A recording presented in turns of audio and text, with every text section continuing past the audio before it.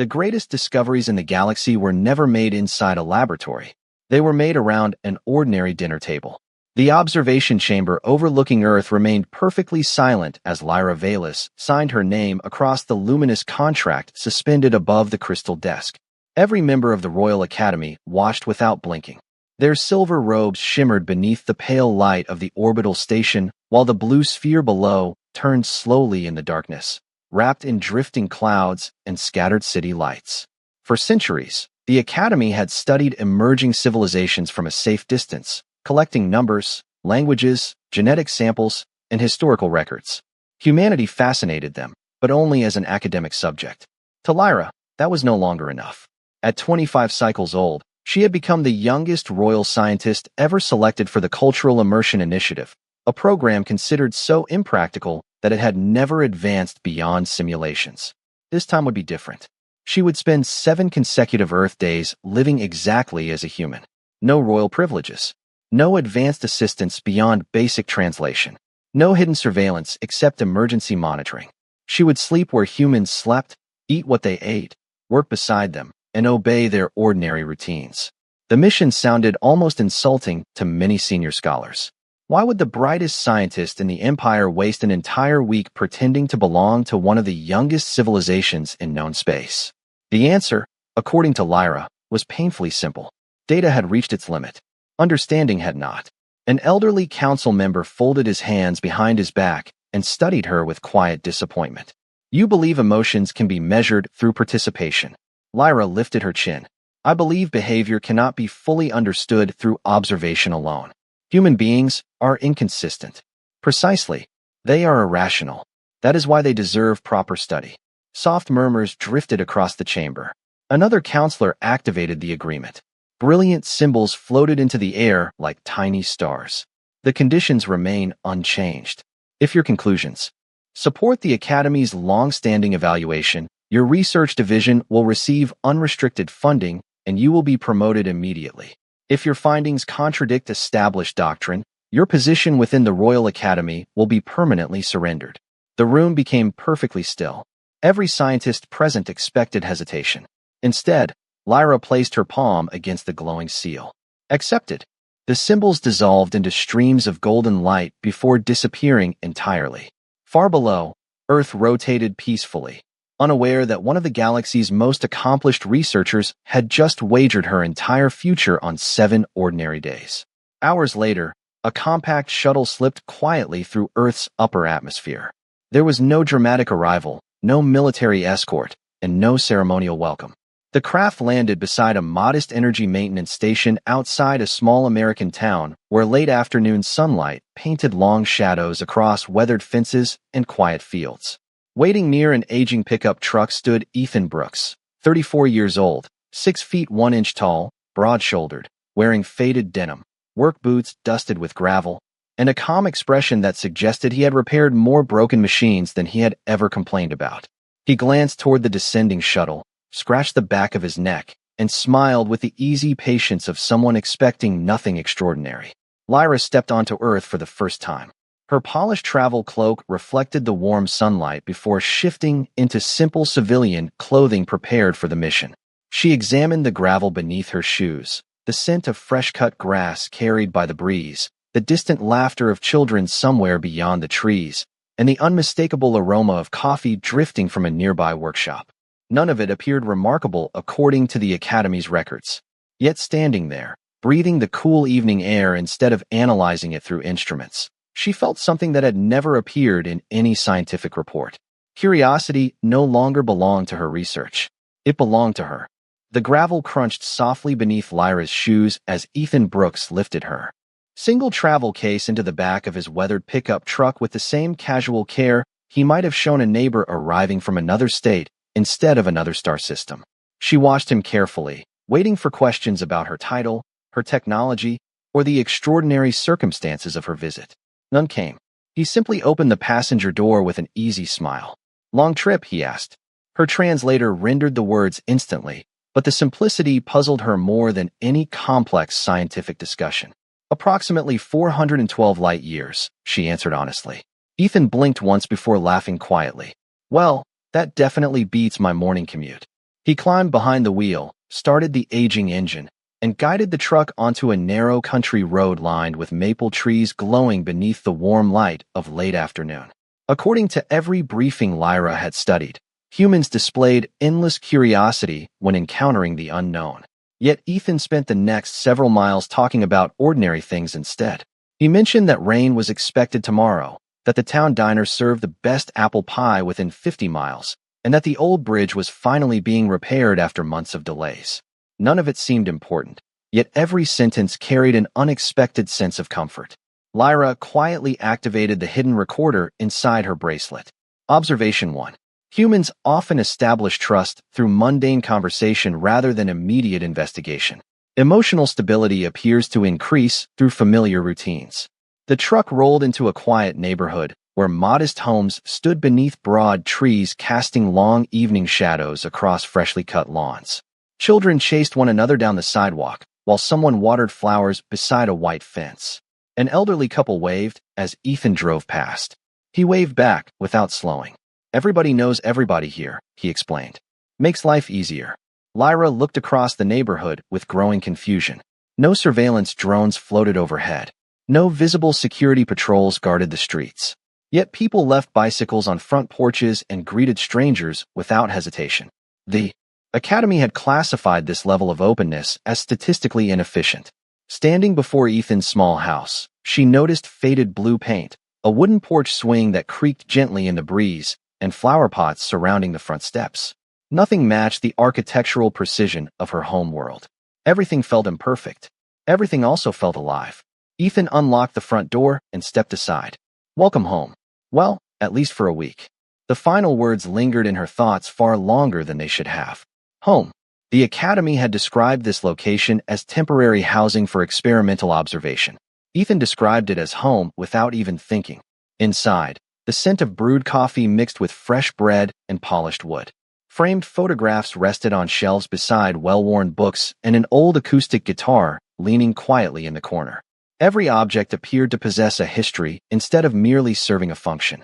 Lyra slowly turned in place, absorbing details that no database had ever considered significant. Ethan placed a handwritten note on the kitchen counter before opening the refrigerator. "I made vegetable soup this morning. It reheats well. I figured after traveling all day you probably would not want to cook." She stared at him, uncertain how to respond. No agreement required him to prepare a meal. No regulation obligated him to consider her comfort.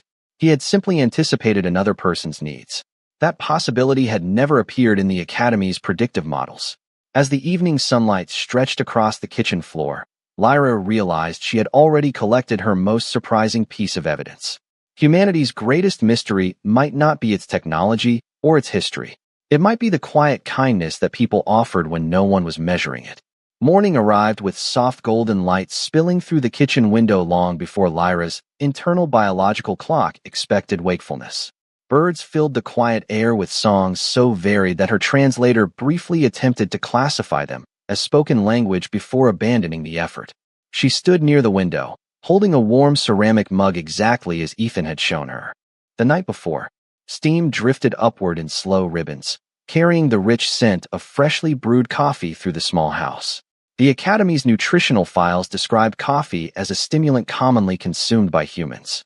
They never mentioned that people often paused simply to enjoy its warmth before taking the first sip. Ethan stepped into the kitchen wearing faded blue jeans and a gray work shirt, his hair still slightly untidy from sleep. He smiled without surprise when he noticed her already awake. "Good morning. I hope you slept well." Lyra considered the question carefully. The mattress was considerably softer than the standard sleeping platform used by my civilization. Ethan laughed quietly. "I will take that as a yes." She made another note inside her concealed recorder. Observation 2. Humans frequently answer technical questions with emotional interpretation rather than literal precision. The distinction appears intentional. Breakfast consisted of scrambled eggs, toasted bread, fresh fruit, and homemade strawberry jam prepared by one of Ethan's neighbors. Before eating, he quietly carried a small glass jar across the street and returned a few minutes later with an empty pie plate. "Mrs. Parker made me dessert yesterday," he explained after noticing Lyra watching him. "Around here we usually return the plate with something else instead of giving it back empty." Lyra looked from the clean plate to the jar of jam resting on the table. No currency had been exchanged. No contract had been signed. The transaction existed entirely upon mutual trust and unspoken gratitude. The concept resisted every economic model stored in her memory. Later that morning, Ethan drove her into town. Main Street stretched only a few blocks, lined with a bookstore, a bakery, a hardware store, a diner, and a small grocery market where nearly every customer greeted someone by name. Bells chimed softly as they entered the grocery store. A young cashier smiled warmly. "Morning, Ethan. How is your week going?" "Better now," he replied. "I have company." No one questioned Lyra's unfamiliar appearance. A little girl waved from another aisle while holding her mother's hand. An older gentleman tipped his baseball cap and wished them both a pleasant day. The simplicity of each interaction fascinated Lyra more than the advanced communication networks she had studied across dozens of star systems. Outside the market, Ethan stopped beside a weathered bench where an elderly man struggled to organize several heavy grocery bags. Without hesitation, Ethan set down his own purchases and helped carry the bags to the man's car. The entire exchange lasted less than 2 minutes. When they resumed walking, Lyra finally asked the question that had occupied her thoughts since arriving on Earth. "Were you acquainted with that individual?" Ethan shook his head. "Not really." "Did he request assistance?" "No." "Then why did you interrupt your own schedule?" Ethan looked genuinely puzzled, as though the answer required no explanation at all. "Because he looked like he could use an extra pair of hands." His words settled into the quiet afternoon like sunlight across still water. No speech about morality followed. No expectation of recognition appeared on his face. He simply continued carrying the grocery bags toward the truck while discussing whether tomorrow's rain might help the local farms. Lyra stood motionless for a brief moment, realizing that throughout the morning she had witnessed 3 separate acts of generosity, none of which had been recorded, rewarded, or even remembered by the people performing them. As she quietly activated her recorder once more, she no longer wondered why humanity behaved this way. She found herself asking a far more difficult question. What kind of civilization teaches kindness so naturally that its people forget they are doing something extraordinary? Clouds gathered over the valley just after noon, covering the bright summer sky with slow-moving shades of silver that reflected softly across the windows of Ethan's pickup truck. The air carried the unmistakable scent of approaching rain, and the breeze that drifted through the open window felt cooler than it had only an hour earlier. Ethan glanced toward the horizon before smiling to himself. "Looks like the weather forecast actually got it right this time." Lyra followed his gaze. Across countless worlds she had visited through observation programs, weather was controlled by orbital systems that adjusted temperature and rainfall with mathematical precision. Here, people simply looked at the sky, smiled, and accepted whatever arrived next. That realization fascinated her more than any technological achievement. They reached the small energy maintenance station where Ethan spent most weekdays repairing transformers, inspecting power lines, and keeping electricity flowing through nearby communities. The building itself was modest, its brick walls faded by decades of changing seasons. Inside, shelves held carefully organized tools polished through years of steady use rather than expensive automation. Ethan introduced Lyra to 2 co-workers who welcomed her with warm handshakes and easy smiles before returning to their tasks without asking uncomfortable questions. No one seemed impressed by status. Everyone seemed interested only in whether another person felt comfortable. Lyra quietly recorded another observation. Human workplaces appear to function through cooperation sustained by familiarity rather than strict hierarchy. Trust often precedes formal verification. While Ethan completed paperwork, she wandered through the workshops studying old machines that had been repaired repeatedly instead of replaced. Several carried handwritten notes attached with faded tape. One simply read, "Still running. Do not give up on her yet." Lyra touched the edge of the note with gentle curiosity. The machine possessed no consciousness, yet someone had spoken about it almost as though it were family. Ethan noticed her expression and chuckled softly. "People around here fix things when they can. It costs less, and sometimes it just feels right." "Even objects receive second chances?" she asked. He shrugged. "Sometimes people do too." Before she could ask what he meant, the station telephone rang. One of the supervisors answered, listened for a few moments, and looked toward Ethan. The community center lost power. Storm probably damaged one of the local distribution boxes. They have a senior luncheon starting in an hour. Ethan stood immediately. "Let us go." The drive took only 15 minutes. Volunteers were already gathering outside the building, carrying folding tables, coolers, and boxes of supplies despite the growing drizzle. Nobody argued about responsibility. Nobody waited for instructions. Some prepared food under a covered pavilion, while others checked on elderly neighbors who had arrived early for the event. Ethan joined several volunteers inspecting the electrical cabinet. Lyra expected frustration over the unexpected interruption. Instead, she heard laughter echoing beneath umbrellas while someone offered homemade cookies to everyone standing in the rain. The repair itself proved surprisingly simple. A worn connector needed replacement, and within minutes lights flickered warmly throughout the building. Applause erupted from inside, followed by cheerful voices inviting the repair crew to stay for lunch. Ethan hesitated. "We should probably get back." An elderly woman gently pressed a paper plate into his hands anyway. "You can work after you eat, sweetheart." He accepted with grateful embarrassment before handing another plate to Lyra. She looked around the crowded hall where strangers shared tables without reserved seating. Children carried drinks to grandparents they had never met before, and every conversation blended into a comforting rhythm of ordinary life. There were no official ceremonies recognizing kindness, no public records documenting generosity. Yet everywhere she looked, invisible threads connected one person to another through countless small choices that no scientific instrument had ever measured. As warm laughter drifted through the room and rain tapped softly against the windows, Lyra found herself delaying another research note because, for the first time since arriving on Earth, she was no longer observing the moment from the outside. She was quietly becoming part of it. The rain finally ended sometime before sunset, leaving the town wrapped in the clean fragrance of wet earth and fresh pine carried gently across the quiet streets. Water still clung to the edges of porch roofs, falling one drop at a time with a slow rhythm that seemed almost musical. Ethan parked the pickup beside a small wooden bridge overlooking a narrow creek that reflected the fading orange sky like polished glass. "I come here whenever I need to think," he said as they stepped onto the weathered boards. Lyra looked around in silence. There were no monuments celebrating military victories, no grand research facilities, no towering symbols of civilization. Only flowing water, rustling leaves, and the distant sound of frogs beginning their evening chorus. According to every comparative index used by the Royal Academy, locations like this held almost no measurable value. Yet Ethan stood quietly with both hands resting on the bridge railing as though the place itself carried meaning beyond calculation. For several minutes, neither of them spoke.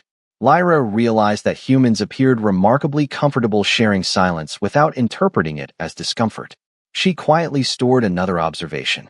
Emotional connection may continue even in the complete absence of conversation. Eventually, Ethan broke the silence with a soft smile. "My father used to bring me fishing here when I was little. We almost never caught anything worth taking home." Lyra turned toward him. "Then why did you continue returning?" Ethan watched the creek instead of answering immediately. "Because catching fish was never really the point." She waited. "Sometimes people just need to spend time together."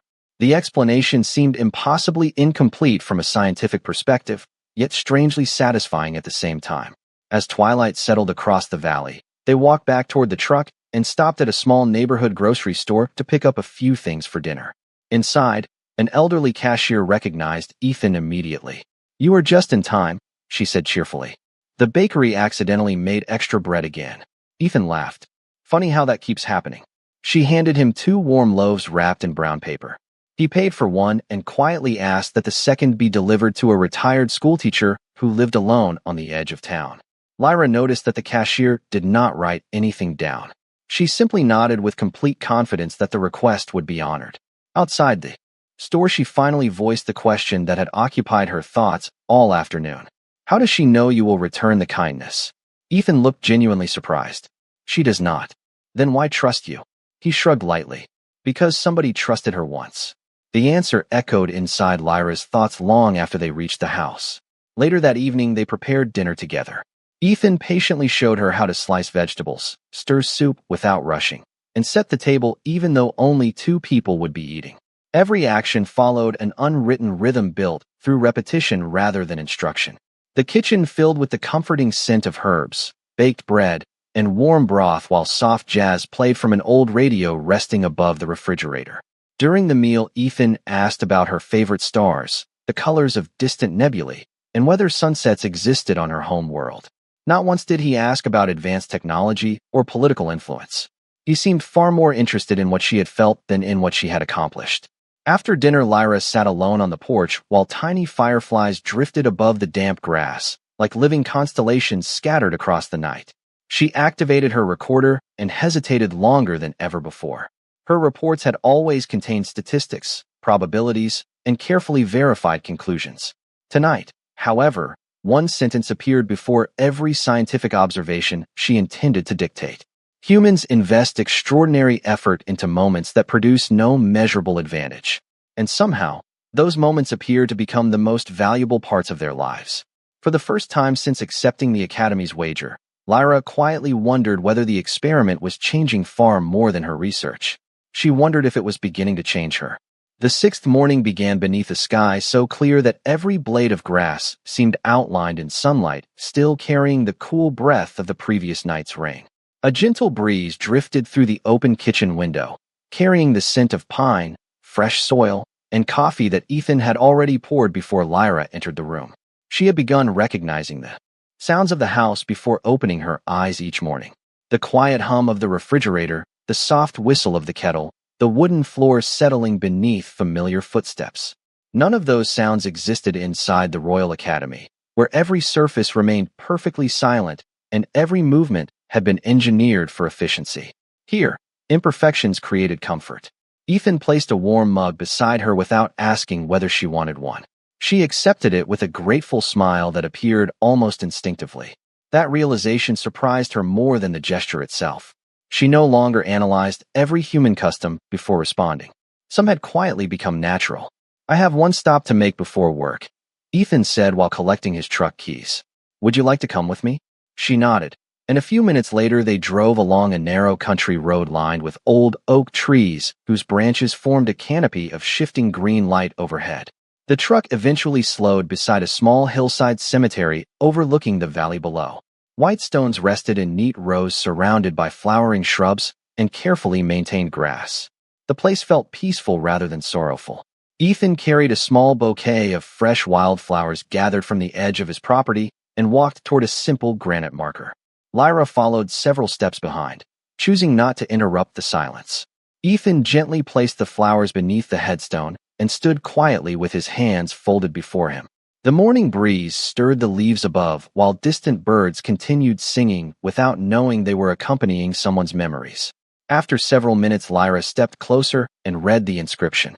Emily Brooks, beloved wife, beloved friend, forever missed. She looked toward Ethan, who continued watching the stone with calm eyes that held sadness without bitterness. "She passed away 5 years ago," he said softly. "A sudden illness. Some things even our doctors could not change." Lyra remained silent, allowing him to continue at his own pace. She loved this view. "We used to sit right over there after work and watch the sunset whenever we could." He smiled gently. She always said the sky looked different every evening, even if nobody else noticed. Lyra studied his expression carefully. According to every model preserved within the Academy's psychological archives, grief gradually weakened emotional attachment over time as individuals adapted for survival. Yet Ethan still returned every week carrying fresh flowers, speaking of Emily in the present tense whenever he described her favorite places or memories. Finally, Lyra asked the question that had quietly formed within her thoughts since reading the inscription. "Why do you continue coming here when she can no longer hear your voice?" Ethan looked toward the distant hills glowing beneath the morning sun. "Maybe she cannot. Maybe she can. I honestly do not know." He took a slow breath before continuing. "But love is not something I practiced because I expected an answer. Love changes the person who gives it just as much as the person who receives it. That does not stop when someone is gone."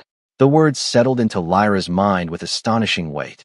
Every civilization she had ever studied viewed relationships as exchanges of measurable value, mutual advantage, or biological necessity. Ethan described love as something that continued existing even without reward, confirmation, or certainty. No equation within the Academy's archives could explain such behavior. As they walked back toward the truck, Lyra quietly activated her recorder for what should have been another routine research entry.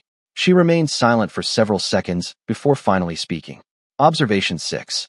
Humanity possesses emotional commitments that persist independently of logic, probability, or measurable outcome. Preliminary conclusion. This characteristic should no longer be classified as irrational. It may instead represent one of the most advanced forms of intelligence I have ever encountered. After ending the recording, she looked once more toward the quiet hillside where sunlight rested gently upon the flowers. For the first time since leaving her home world, she no longer felt as though she were studying humanity from the outside. She felt as though humanity had begun teaching her something no academy had ever known how to measure. The seventh sunrise arrived with a quiet certainty that felt different from every morning before it. Light filtered through the curtains in long golden bands while the familiar sounds of the house slowly awakened around them. The coffee maker hummed softly. A robin landed on the porch railing. Somewhere beyond the backyard, a lawn mower started its patient rhythm. 6 days earlier, every sound had been another research sample. Today they felt strangely familiar. Lyra stood beside the kitchen window, watching thin wisps of morning mist drift across the neighboring fields.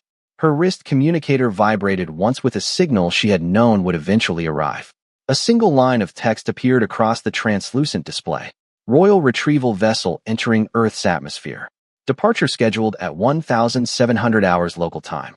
She read the message twice before quietly disabling the display. Ethan noticed the subtle movement, but chose not to ask. Instead, he poured 2 cups of coffee and slid one across the table with the same easy gesture he had repeated every morning. Big day, he asked. Lyra looked into the rising steam before answering. Yes, my mission officially concludes this afternoon. Ethan nodded slowly. Then we should make the most of the hours we have. There was no sadness in his voice, only gratitude for the time that remained. That simple response unsettled her more than any emotional farewell could have.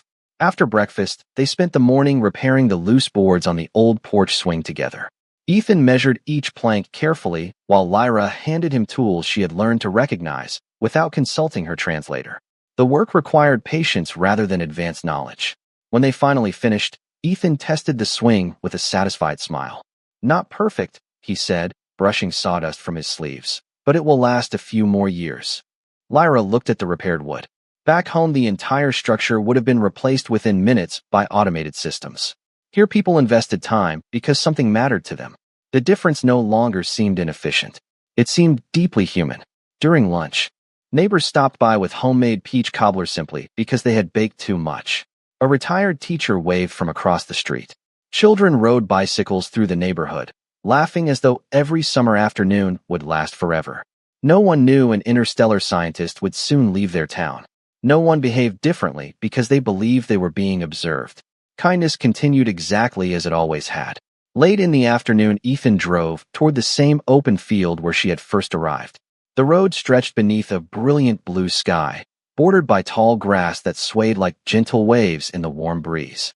Neither of them spoke very much. Words suddenly felt smaller than the silence they shared. They reached the field nearly an hour before the scheduled arrival. Ethan leaned against the truck, looking toward the distant horizon where sunlight shimmered above the hills. You know, he said quietly, when this week started, I kept wondering whether I needed to impress someone from another world. He smiled to himself. Turns out I just needed to be myself. Lyra lowered her eyes, feeling the unexpected weight of those words. High above them, a tiny silver point appeared against the afternoon sky, growing brighter with every passing second. The retrieval vessel had arrived precisely on schedule. Its graceful silhouette reflected sunlight as it descended without a sound, elegant and flawless against the simple beauty of the quiet valley below. For the first time in her distinguished career, Lyra realized she had prepared every scientific report except the one question that truly mattered. She knew exactly what she had learned about humanity. She no longer knew whether she wanted to leave it behind. The silver vessel settled above the meadow without disturbing a single blade of grass. Its surface reflected the afternoon sky so perfectly that it almost disappeared into the drifting clouds. A narrow column of pale light reached toward the ground, followed by 3 dignified figures wearing flowing ceremonial uniforms trimmed with strands of luminous metal. They approached in measured silence, their expressions calm, disciplined, and entirely professional. The eldest inclined his head toward Lyra. Royal Scientist Lyra Vallis. Your 7-day cultural immersion has officially concluded. Your transport is prepared. His voice carried neither warmth nor hostility. It was simply the voice of duty. Lyra looked beyond him toward the open hatch of the vessel. For years she had dreamed of walking through those doors after another successful expedition, carrying discoveries worthy of the Academy. Today the familiar path felt strangely unfamiliar. Ethan remained a respectful distance away beside the pickup truck. He did not interrupt. He did not ask her to stay. He simply waited with the same quiet patience that had defined every day they had spent together. The silence somehow made the decision even more difficult. The lead officer extended a slender data tablet. Please upload your final report before departure. Lyra accepted the device. Its blank display waited for her conclusions, expecting pages of scientific observations, behavioral analysis, and recommendations for future diplomatic policy. Instead, she stared at the empty screen for several long moments. She thought about the porch swing they had repaired together. She remembered the loaf of bread quietly shared with a neighbor, the community center filled with laughter after the lights returned, the peaceful hillside where fresh flowers rested beside Emily's name, and every ordinary conversation that had somehow changed the way she understood intelligence itself. None of those moments could be measured with precision.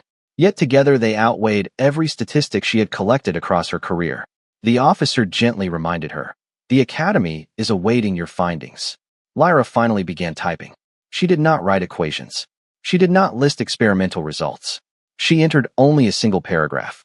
During 7 Earth days, I failed to prove that humanity is superior in technology, efficiency, or scientific achievement. Instead, I discovered that their greatest strength cannot be quantified. They consistently choose compassion when no reward is guaranteed, preserve memories that offer no practical advantage, and build communities through countless acts too small for history to record. These qualities have transformed the observer more profoundly than the subject being observed. She transmitted the report. A quiet tone confirmed its delivery. Several seconds passed before a reply arrived from orbit. The officer read the message once. His composed expression shifted almost imperceptibly. The Academy acknowledges receipt. You are ordered to return immediately for formal review. Lyra looked toward the waiting spacecraft, then toward Ethan standing beneath the broad blue sky with one hand resting lightly on the truck door. He did not smile.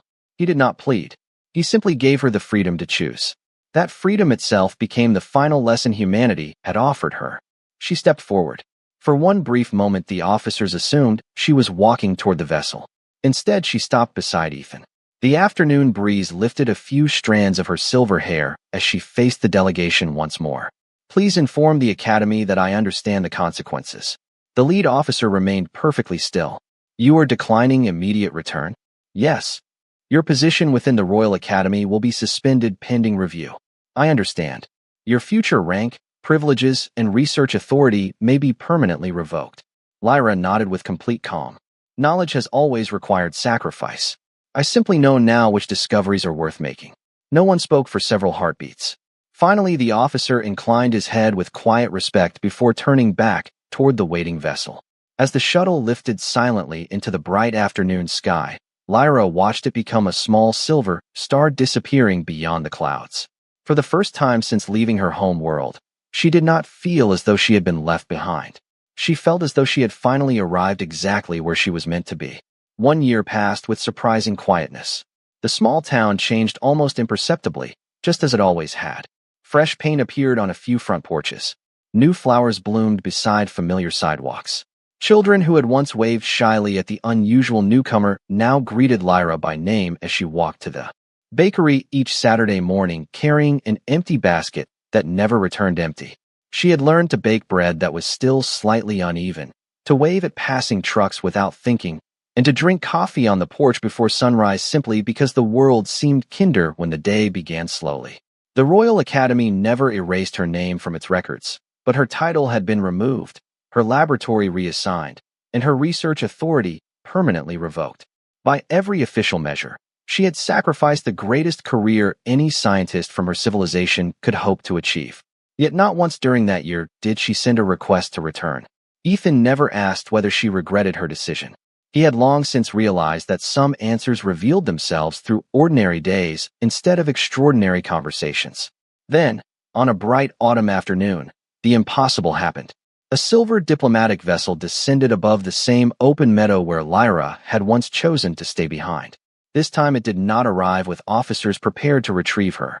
It arrived carrying scholars, teachers, physicians, and young researchers. The delegation stepped onto Earth with expressions not of authority, but of curiosity. Their leader, the same elder who had witnessed Lyra sign the original agreement, approached slowly and offered a respectful bow. Your report was rejected at first, he admitted. It remained the shortest scientific submission in Academy history. Lyra smiled gently. I suspected it might. The elder looked toward the nearby neighborhood, where children laughed, while helping an elderly neighbor gather fallen leaves into neat piles. Then our students began requesting permission to verify your conclusions. They argued that a proper experiment should always be repeatable. He paused, watching a young boy hand a rake to someone much older than himself without being asked. They returned with the same observations. More vessels appeared beyond the clouds. Not warships, not transports carrying soldiers. Simple exploration craft filled with people willing to live among humans, not to conquer them or judge them, but to understand them. The Academy had not merely accepted Lyra's findings. It had transformed them into an entirely new field of study. No longer would emerging civilizations be observed only through distant instruments. They would be understood by sharing meals, helping neighbors, listening to stories, and living ordinary lives. The greatest scientific reform in generations had begun because one researcher had refused to go home after only 7 days. As evening settled over the valley, Ethan and Lyra stood together on the repaired porch swing, watching the sunset paint the sky in shades of gold and crimson. Across the quiet neighborhood, new arrivals from distant stars accepted homemade pies from smiling families, laughed awkwardly while learning children's games, and discovered that kindness required no translation. Ethan glanced toward Lyra with a quiet smile. Looks like you changed more than your own future. She rested her hand lightly on the warm wooden arm of the swing and watched another silver shuttle disappear beyond the distant hills, not carrying someone away from Earth, but bringing someone else home to it. Above them, the first evening stars appeared one by one, and for the first time in the history of her civilization, those distant lights no longer represented places to rule or mysteries to solve. They represented neighbors still waiting to be understood. In the gentle glow of the porch light, surrounded by laughter drifting from nearby homes, Lyra finally understood the discovery that had cost her everything and given her even more in return.